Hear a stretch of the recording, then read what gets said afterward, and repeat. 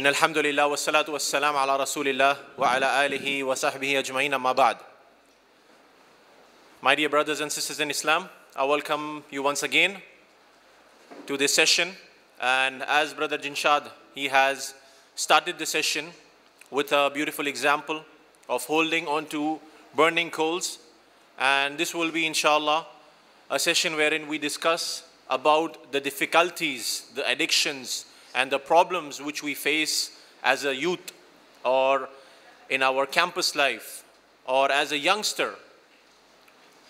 And in these times of fitan and in these times wherein committing a sin, falling to addiction has become very easy. It has become just a click away. So inshallah, we will be discussing, and the topic of my discussion today will be the afflictions of addiction.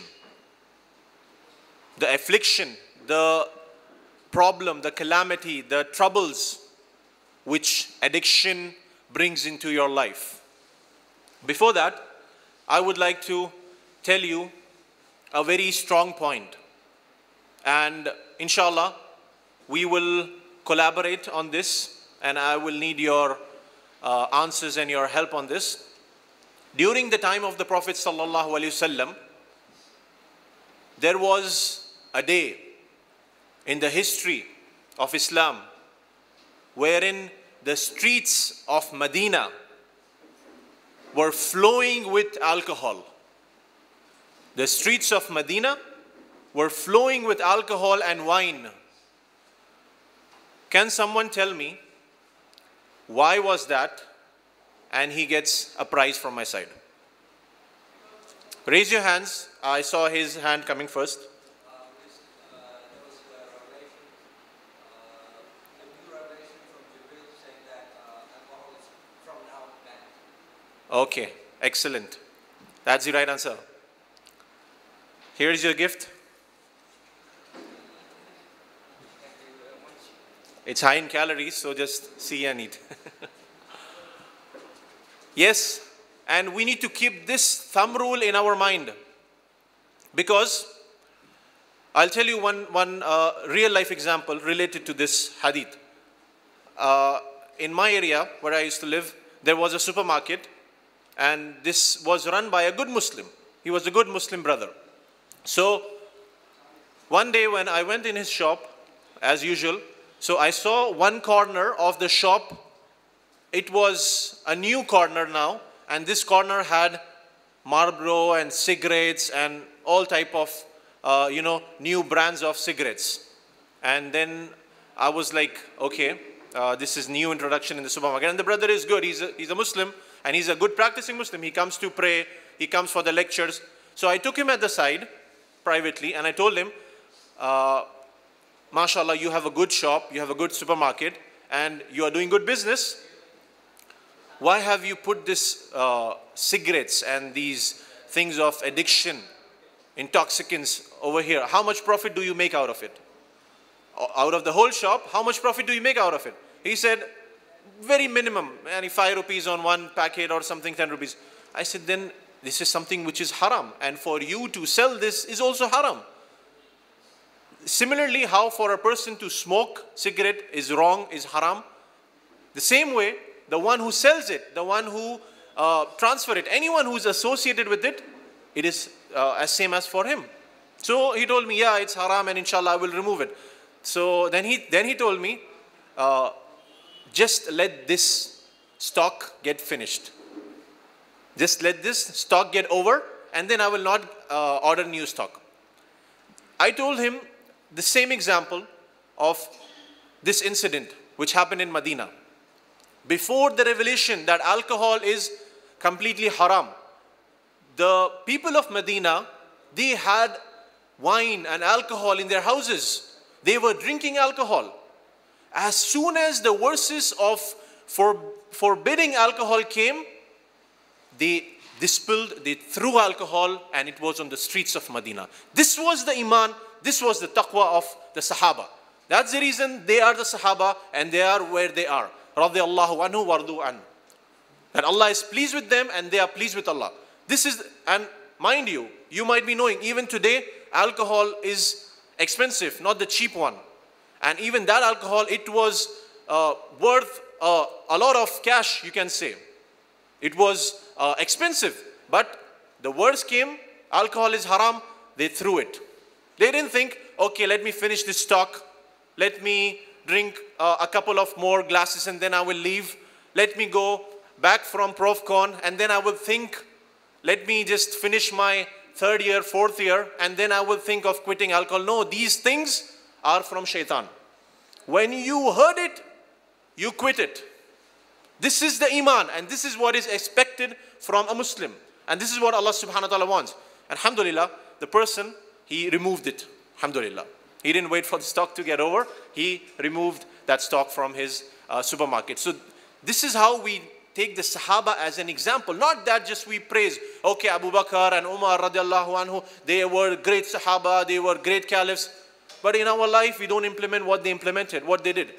So for us to become better Muslims, we should implement the life of the Sahaba and keep this example always in mind. You might not be knowing a lot of things. You might come to know here in Profcon. Okay, this is permissible. This is not permissible. This is haram. You immediately take action. You immediately take action. This is the way of a Muslim. And this is the way of the Sahaba. What was the way of Iblis? When he committed a sin, what did he do? He asked for time.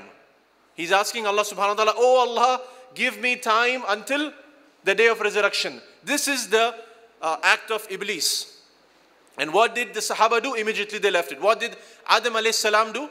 When he made a mistake, when he committed a sin, what did he do? He immediately repented. He didn't wait, oh Allah, give me time till the day of judgment. Like how we might be getting whispers from shaitan. We might think, okay, before I die, when I become 50 years of age, you never know. We might die tomorrow, today, just after this, immediately. No one knows when death strikes. So keep this in mind. Once you know something is not accepted, it is not acceptable, something is haram, we immediately quit it. Now, I have divided the addictions into basically 3 categories. Okay? And these are the prevalent ones. And we need to discuss this. Because we can't keep running away. We can't keep hiding our faces. We can't, escape these things. Alhamdulillah, the one thing which I like about the organizers, they keep these bold topics so that we can discuss this openly and then we can know the reality of it. And this is our responsibility as Muslims to clarify that these things are haram and these things are not. Some things might be, you might feel uncomfortable hearing them, but this is the reality, and you as students know it better than me. What happens in campus, what's happening out there in the world, you all know it very well. Therefore, inshallah, we will be discussing and touching on certain issues which are to be discussed. And feel free, inshallah, after this, we will have an open panel discussion, an open Q&A, so you can ask about anything, any question, whether you want to ask about addictions or your campus life or affairs or girls or whatever comes to your mind, whatever you feel is a difficulty in your campus life, you can go ahead and ask. By the way, if I would like to ask you, what is the one addiction which you feel is the most difficult for you at campus? Don't mention the whole history of it. Just give me points that what do you find is the problem in the youth in the campus which is a severe addiction and which needs to be rectified? Yes. Huh? Fitnatun Nisa. Yes, from here. Huh? Use of alcohol and intoxicants. Yes. Yes, come on. You mean to say you don't find anything fitna? You are the generation of the Sahaba? Even they found certain things very difficult. So come on, open up. It's a fact. Music. Okay. Anything else? Speaking to girls. Okay. Sorry? Dressing. Okay. We discuss in the morning, yeah? Okay. So that's clear, inshallah.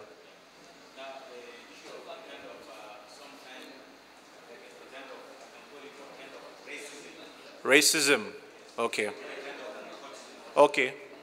We'll have other sessions on this. This time we'll discuss about the fitna, the addictions which we are facing.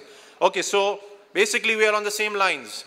The things which you mentioned, I don't find anything new from your side. What I have on my hand, I don't find anything new. If you have anything new, please let me know. Something which you find really a problem. You find you need to rectify this. It is going out of your mind and you cannot, yes. Yes, looking at the gaze, your gaze. This is one of the biggest problems which the youth faces, the temptation. Now starting off with the addiction of consumption, okay, something which we consume. And we have things like alcohol and drugs.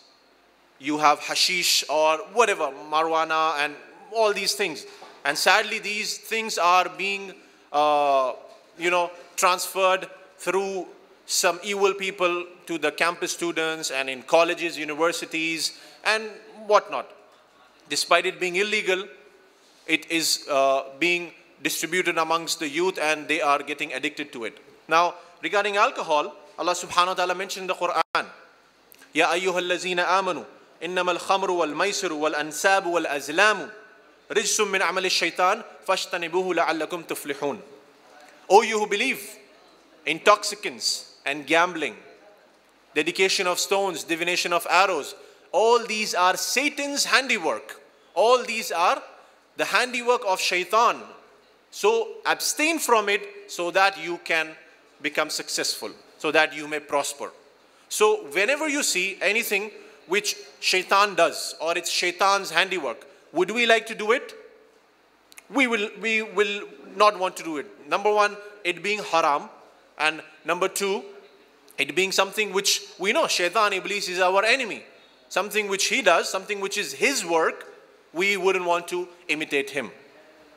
Alcohol is the mother of all evils. It is the mother of all evils. You see a lot of lives being destroyed. It is not just the person himself.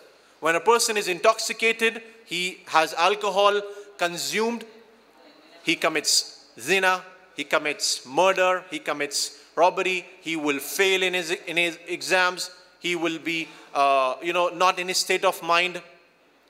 His brain doesn't work as it should be working, and so on and so forth. You will find a lot of problems which are related to alcohol. Not only this, the health problems which there are, such as lung cancer, liver cancer, throat cancer, and there is a long list of cancers which you can get through alcohol. And you have a lot of other diseases. Basically, what alcohol does, it intoxicates your mind. Okay? And there is an inhibitory system in our brains, which tells us what is correct and what is wrong. Fine? Now, for example, if you want to eat food, fine? Now, this system will tell you, okay, you eat food from your mouth. You take your hand and then you eat food from your mouth. If you want to go to the bathroom, okay, your system tells you, the inhibitory system tells you, you need to go to the washroom in hiding, in private and not in public, and then you have to relieve yourself. Your inhibitory system tells you, this is your mother, this is your sister. Okay? So you are not supposed to do something which is wrong with them. This is what your inhibitory system tells you. But when you consume alcohol, when you get intoxicated, this system is affected. You cannot distinguish what is right, what is wrong. And that's the reason you see many people who drink alcohol, they might be urinating on the roads. They don't have this, they might be just sleeping on the road. They're just wasted on the roads. They don't eat food. They're all dirty. They don't know what's right, what's wrong. And therefore many people, they commit incest. They do wrong things with their close family members. And it is because of alcohol. Later on, when they come to their senses, they realize when the intoxication is gone, they realize, oh, I have done this. And so many people are in jail. So many people, they have committed crimes and murder just because of alcohol. And how does it all start? Just one peg. Okay? Your friend might come up and tell you, it's just one peg. Just a half a glass. Come on. Be a man. Don't be shy. Why don't you? Half a peg does nothing to you. Right? And this is the khutuwat al-shaytan. See, shaitan, he is smart. Okay? He was stupid when he disobeyed Allah. Okay? But generally to deceive us, he is smart. And he uses smart techniques. And as technology develops, he develops his ways of fitna, his ways of deviating us. So, shaitan will come to you through a man or through the whisperings. He will tell you it's just half a glass. Just come on, it's just your maybe graduation ceremony, or it's just your friend's wedding, or it's your relative's party, it's your friend's birthday party. Just half a glass. And then this half a glass comes again, it comes again, comes again. And then when you are struggling with your exams, he comes and tells you, okay, come on, have one more glass and you will feel nice. You will be able to memorize it better, your subjects, your studies. And similarly, this one peg, half a glass, it goes on and develops, and then ultimately you become a drunkard. You won't find those who are drunkards, you won't find them drinking 2 bottles and starting from drinking 2 bottles. They also started with just half a peg, 1 peg, and then they become drunkards. So beware of this deception. It's your friend, it's your relative, anyone. You know it. What the Prophet ﷺ, he said, what is haram in large quantity, it's haram in small quantity also. Okay? Like, would anyone even think of having, one tablespoon of urine? It's just 1 tablespoon. Okay, don't have a glass. Glass is very difficult. Just have 1 tablespoon. You will say, no, it's filthy.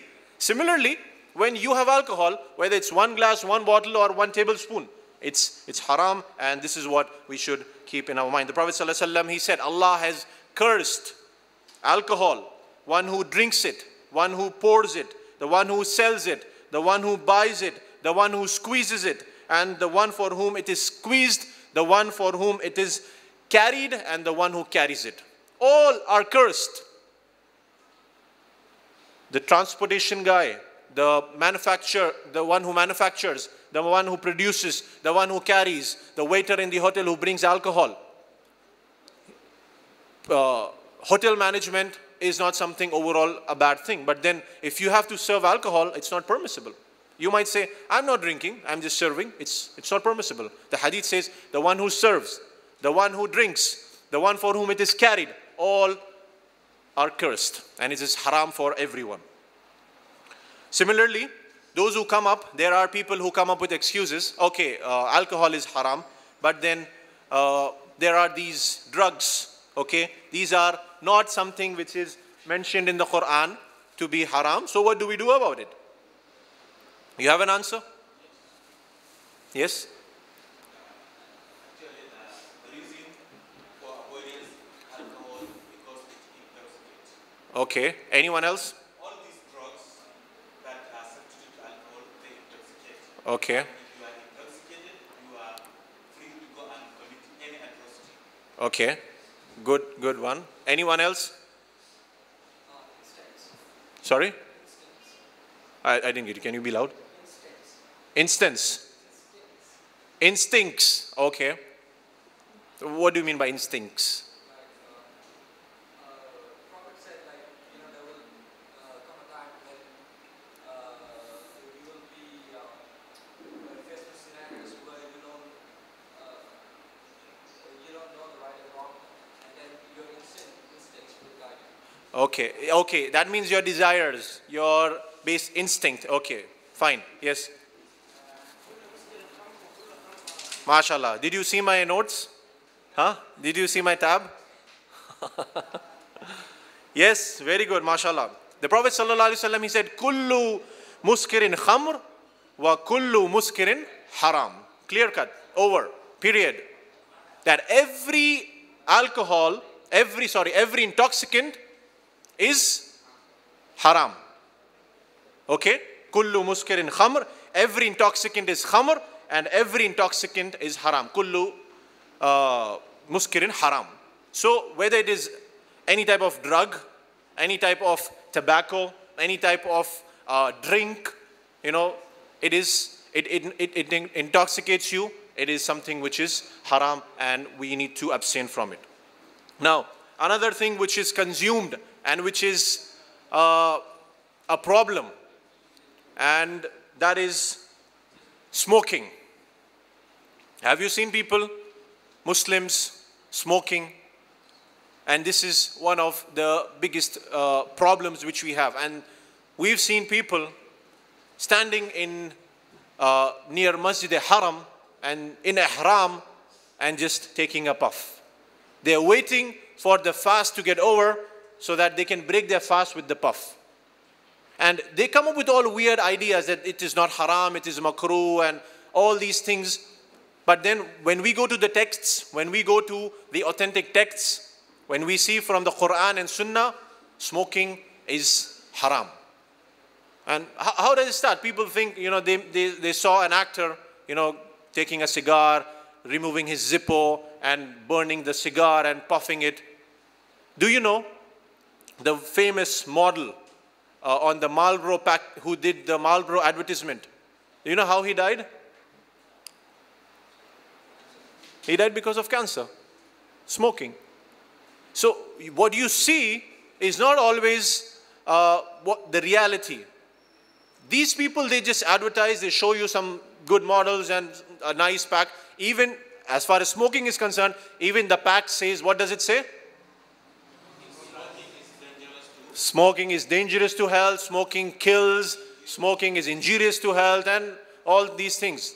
And nowadays, subhanAllah, still people buy. Nowadays they have this ugly type of picture, which after cancer is caused, this is made on the box. I saw one box. This is there on the box. Still people go and buy, and they want to smoke. They want to, destroy their life.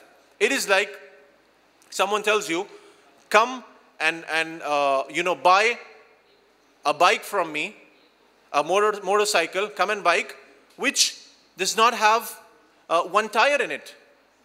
It does not have one tire in it.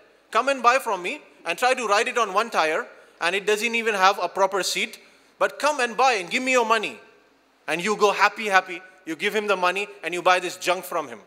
Similarly, what people are doing, they go, they waste their money, they waste their time, they spoil their health. In what? In something they think this is cool. I say they are fool.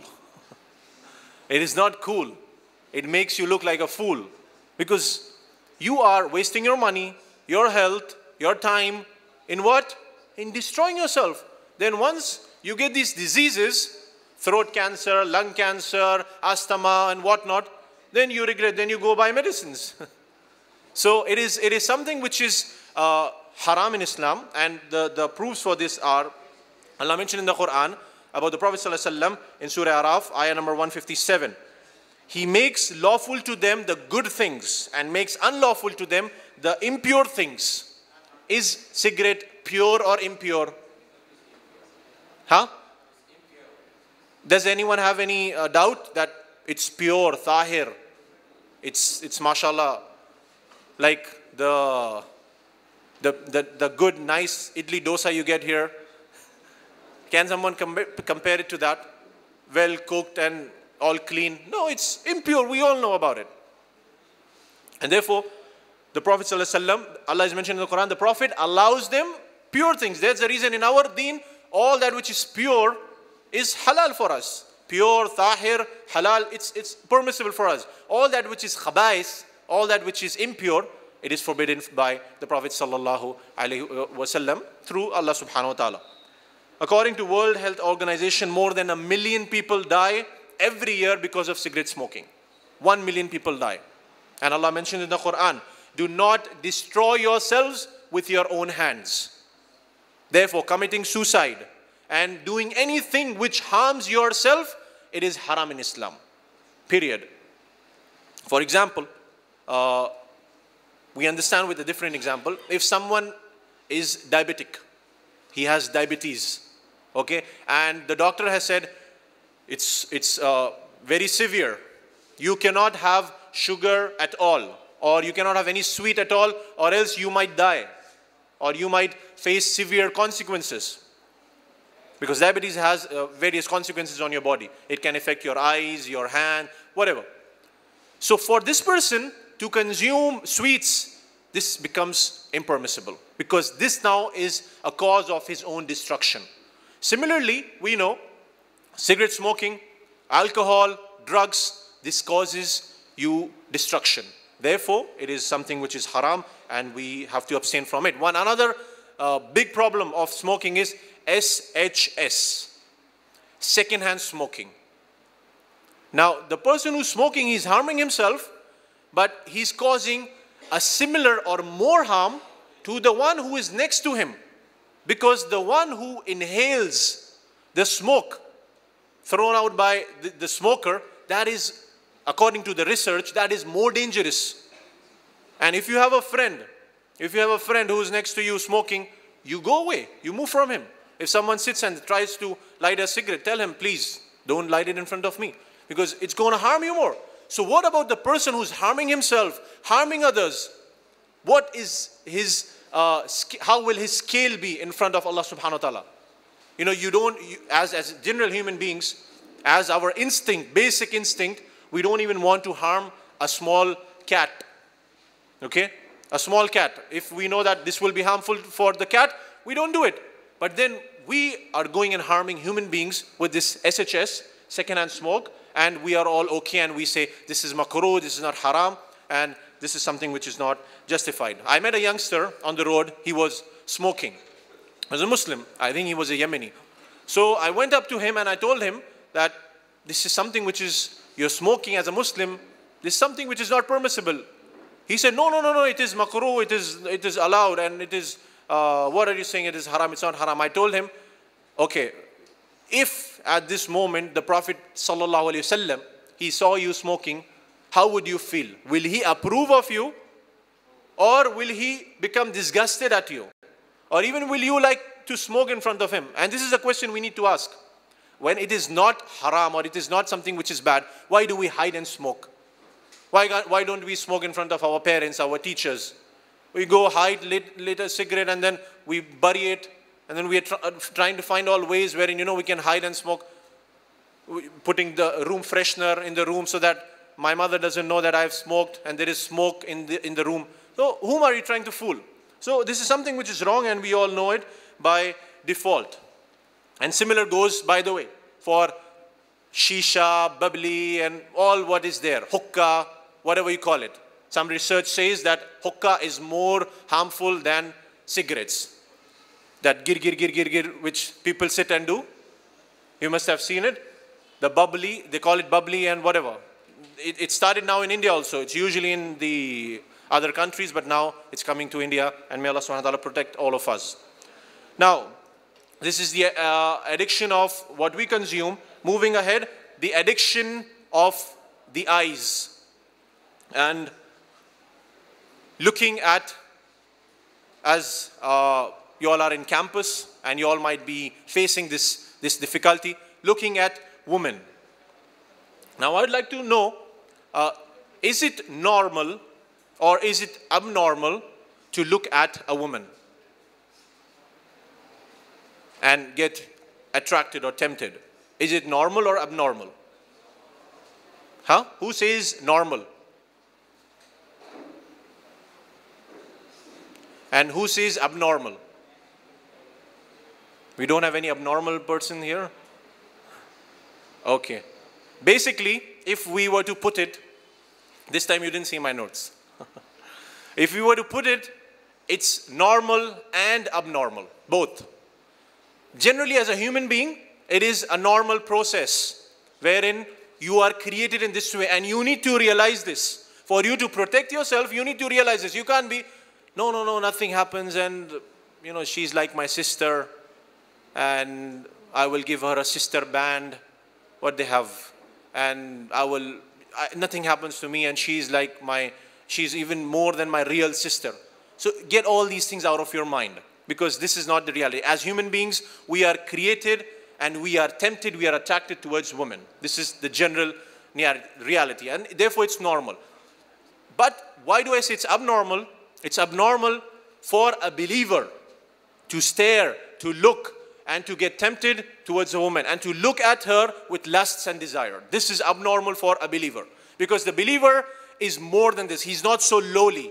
He's not so low that he, lusts behind women. He goes and keeps checking them out and teasing them and looking at them, staring at them. A believer doesn't do this. A Muslim, a mu'min, he doesn't do this. Therefore, for him, it is something which is abnormal. The Prophet ﷺ once, the Sahaba, they were in the stages of improvement. So once, as I said, it's normal. So once the Prophet ﷺ was there and a Sahabi was there.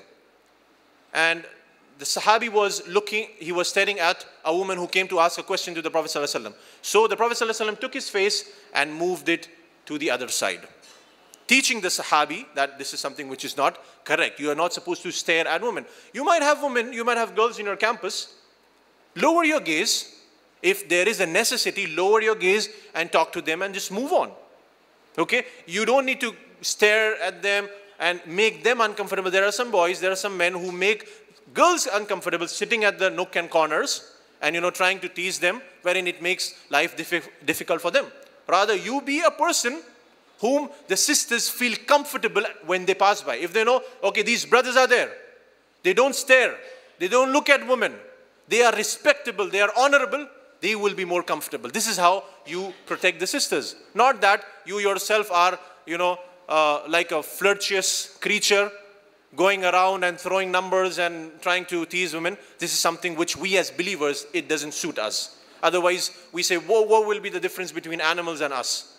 If you have this animal instinct, what is the difference? As a believer, you need to know your limits. Therefore, Allah mentioned in the Quran, قُلْ لِلْمُؤْمِنِينَ يَغُضُّوا مِنْ أَبْصَارِهِمْ, that say to the believing men that they should lower their gaze and guard their modesty. Now, Allah subhanahu wa ta'ala is linking these two things. Lower your gaze and this will guard your modesty. This gaze, this first look, this look with temptation, this is the poisoned arrow from the devil. As the scholars, they have described, this look from the person, this is a type of a look which is a poisoned arrow from the devil.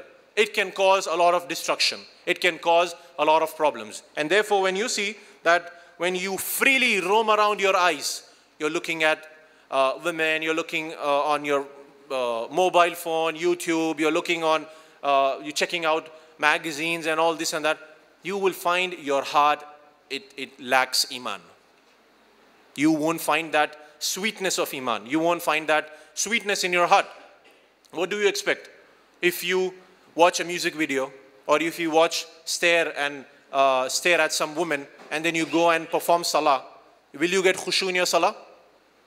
Of course not. You will get all those images coming in your mind, because this is how human beings work. This is how psychology works. This is how we are created. It is not that khushu is something, you just go, you press a button, okay, khushu. Then you switch off the button, you go back, you watch all magazines and movies and videos, and then this is not how khushu works. Therefore, people ask, we want khushu in salah. Then you need to improve your life outside salah. Then you will get that khushu, submissiveness in salah. The Prophet ﷺ, he said, the adultery of eyes is looking at haram things. The zina of eyes is looking at something which is haram. The haram things, whether it is on your tablet, it is on your mobile, it is a video. And inshallah tomorrow we'll discuss this a little in more details about the social networking websites and platforms wherein we have become so casual. We might not commit a sin in reality, but then when we go on these platforms, malish, just keep doing it. It's all okay for us. So we need to get out of that. The problem is, through this, we have become desensitized. When we watch all these things, we don't find it to be haram anymore. We don't find it a problem. Once you look at, okay, you say, no, astaghfirullah, it's haram. Second time, third time, fourth time, the fifth time, sixth time, you will become okay. Come on, everyone is doing it, I will also keep doing it. And this is how you spoil your heart. This is how you destroy your iman. Remember this example, my dear brothers. Our eyes, they work like a webcam. Okay? The webcam, when you click a photo, where does the photo get stored? Huh? In the device, in the laptop or in your hard disk. Okay? Now, that is stored over there. Similarly, our eyes, when we look at something, it gets stored in our heart, in our brains. And then later shaitan can come and tempt you on that. After you've clicked the image, you remove the webcam. Still the picture is stored. When we look at things, when we look at something haram, it has a direct impact on our heart, on our brains. So keep this in mind. The first look is of course exempted. And the first look is not that you look for 10 minutes. That you're staring. Okay, this is the first look. No, this is not the first look. The first look is accidental. The Prophet ﷺ said, the accidental look is forgiven. Which means, yeah, and you're going in your campus and you happen to look at a girl. Okay, you look down, or of course, you don't want to, you are on your bike or your car, someone is crossing, okay, the first look, and then you lower your gaze. You don't keep staring with lust and desire. This is okay. But then when you go, you know it. I don't need to explain. When you know, okay, you look the second time and then you open from your own hands. You open websites. You open social platforms. And then you are chatting with the girls. And then you check out her Facebook profile. Then her pictures. Then her wedding pictures. The wedding, which her sister's wedding maybe, whatever. And then how to send her proposal and all the whole 9 yards. You know it well. So this is something wherein people have become, you know, the most sophisticated word for me is shameless. People have become shameless. They don't understand, they don't realize the consequences which comes after all these things.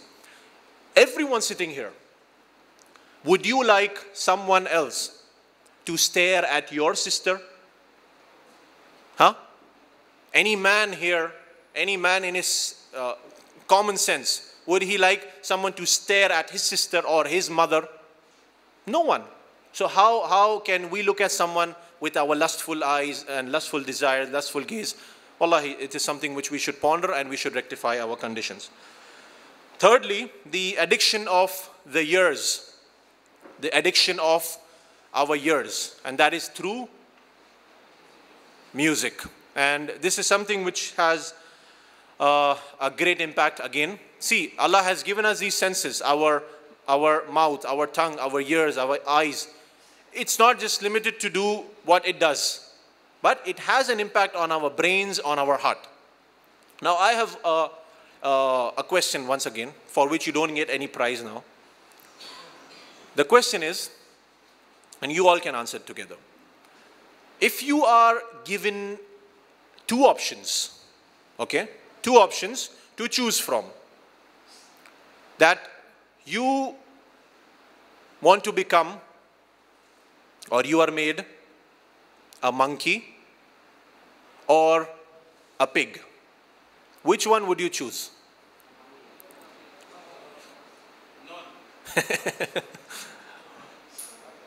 Oh, people still, are there some, they still want to be monkey? Are there anyone who wants to be a pig? No, none of us, right? Listen to this hadith. Abu Malik al-Ashari radiallahu anhu, he narrates that the Messenger of Allah sallallahu alaihi wasallam, he said, people among my nation will drink wine, calling it by another name. And musical instruments will be played for them, and singing girls will sing for them. It's all happening nowadays. It's all there. Allah will cause the earth to swallow them up and will turn them into monkeys and pigs. Now, is this difficult for Allah to do? Anyone has a dharra, even a doubt to the weight of an atom? No, because Allah has done this. Read Surah Baqarah. Allah turned one of the nations into swines, into monkeys. So we need to get this straight in our mind. Drinking wine, calling it with other names, listening to music and singing, all these things, they have serious consequences. And we wouldn't like to be either a monkey or a swine. Allah subhanahu wa ta'ala mentions in the Quran, and of mankind is he who purchases idle talks to mislead men from the path of Allah subhanahu wa ta'ala. Ibn Abbas, who is one of the mufassir, he is the mufassir Quran, and he is the scholar of the ummah. He says this is referring to the singing, which is nowadays prevalent. Al-Hasan al-Basri rahimahullah, he said, this ayah was revealed concerning singing and musical instruments. So anyone comes up with this idea that, you know, singing, let's have some songs and music. You say this is something which is haram, which is not permitted in my deen, and this is something I abstain from. Because for us, technically speaking, we can only have the Quran memorized, or we can have music in our heart. We can't have both things in our heart. We can have music, or we can have the Quran. Now it's up to you to choose which one do you want in your heart. Therefore, one of the persons, one of the sheikh, he narrated a story, a live incident, wherein a highway police, he comes to the sheikh and he narrates this story. He says, one day I was on the highway, and we policemen, we were discussing certain things with each other. All of a sudden, we heard a big bang, and it was really loud. We ran to the scene, and we saw there was a car crashed, a big car accident. They went quickly, they went and saw inside, there was a person who was almost about to die. So they quickly called the ambulance, and they put the person in the ambulance, and the police, he's there, he's a Muslim, the police, and then he's going with this person. It happened that that person was also Muslim. So now, a person, he comes to know that, okay, now this person, he will pass away. It's difficult for him to be saved. So at that time, this police, he asks the person to say, La ilaha illallah. Because this is what something we should say during our last times. And the Prophet ﷺ said, whoever says La ilaha illallah, he will enter Jannah during his last times. So the person, he is telling him, say La ilaha illallah. He repeated many times. And then all of a sudden he heard some voice. He went close to him. He heard something murmuring. He's murmuring something. He went more closer. He heard he was singing some song. And while singing that song, he collapsed and died. This is what? Just one song, just two songs.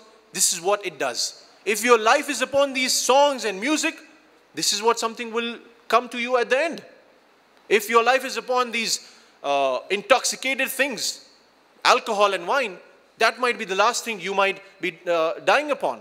If your life is upon looking at haram and all these things, that might be the last thing you might be dying on. May Allah subhanahu wa ta'ala protect and save all of us from it.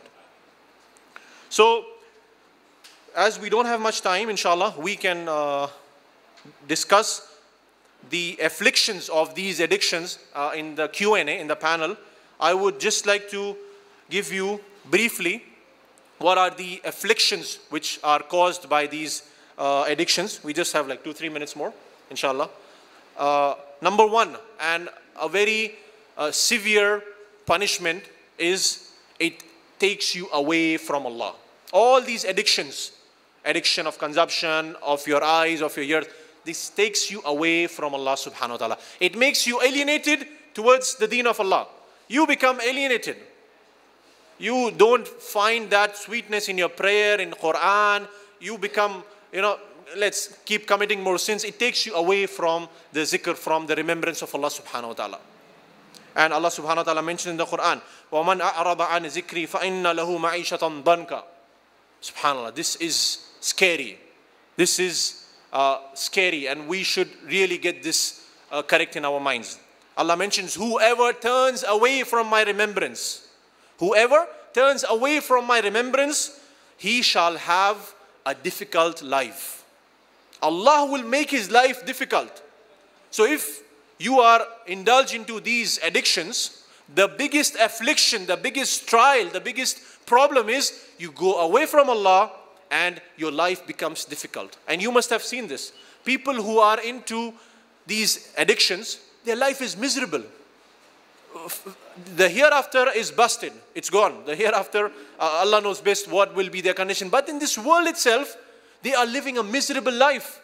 They don't have anything. They fail. They don't have a job. They don't, because what are they spending their life upon? Intoxications and all these haram things. They think we are enjoying for some time and this enjoyment will remain forever. But this is not the case. So remember this, these addictions, they have a severe affliction on one's life. That is, it takes you away from Allah subhanahu wa ta'ala. Life becomes difficult. Grief, anxiety, sorrow, and all these things, a person is affected and a person finds it difficult to come out of these things, except whom Allah subhanahu wa ta'ala guides. It spoils your family life, it spoils your student life. You are not that attentive, you cannot learn, you cannot memorize, your deen is gone, you don't attend lectures anymore, you are sitting in the khutbah, but nothing goes inside you. Every Friday you go to the khutbah, nothing goes inside you. You attend lectures, but nothing goes inside you. Where is the problem? The problem is the addictions you are addicted to. Finally, I would like to conclude my lecture giving you the solution, and one of the only solutions which we can get out of these addictions. Because the times which you are living in, it's, as Brother Jinshad at the beginning he said, it's very easy to commit a sin. For you to get alcohol, pornography, all these things, it's all very easy. The only solution, the only thing which can protect you is the taqwa of Allah, the fear of Allah subhanahu wa ta'ala. And listen to this ayah and keep this ayah in your mind. And whenever you are tempted to do something haram, to be addicted to something which is not lawful, remember this ayah. Surah Naziyat, ayah number 40 and 41. وَأَمَّا مَنْ خَافَ مَقَامَ رَبِّهِ وَنَحَى النَّفْسَ عَنِ الْهَوَى فَإِنَّ الْجَنَّةَ هِيَ الْمَأْوَى. As for him who fears standing before his Lord, for him he shall have Jannah, an everlasting place. Who fears standing before his Lord? You fear standing before your Lord because your hands, your tongue, your ears, your eyes, everything will be a witness against you in front of your Lord. You can lie to your parents, to your teachers, to the faculties, everyone, but you cannot lie in front of Allah subhanahu wa ta'ala. Your hands, your legs, your eyes will bear witness in front of Allah. Allah is telling, he who fears, وَأَمَّا مَنْ خَافَ مَقَامَ رَبِّهِ وَنَحَى النَّفْسَ عَنِ الْهَوَى. He who fears standing before his Lord and protects himself from his desires. All the addictions, all the haram things, all the lowly desires, for him the reward is Jannah. This is the verse which we need to keep in mind, and this will inshallah help us. Allah also mentioned Surah Mulk, ayah number 12. If that can be displayed inshallah on the screen. إِنَّ الَّذِينَ يَخْشَوْنَ رَبَّهُمْ بِالْغَيْبِ. Subhanallah. Those who fear their Lord in secret. No one is looking at you. You're in a closed room. You have internet. You have your mobile. You have Wi-Fi connected. You have your laptop. You can open any website. You can go and open anything on YouTube. You remember this verse, Surah Mulk, ayah number 12. إِنَّ الَّذِينَ يَخْشَوْنَ رَبَّهُمْ بِالْغَيْبِ. Those who fear their Lord in secret, they shall surely have forgiveness and a great reward. Allah will forgive them. Shaitan comes and tempts you, open this website. Shaitan comes and tells you, chat with this girl at your campus. You're alone, your parents are not here.